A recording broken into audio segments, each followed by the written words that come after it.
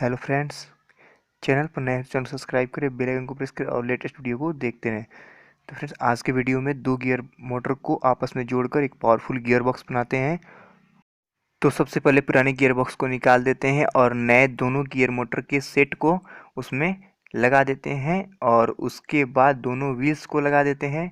फिर ट्रैक्टर को टेस्ट करते हैं और इसके पावर को टेस्ट करते हैं। तो चलिए वीडियो को स्टार्ट करते हैं।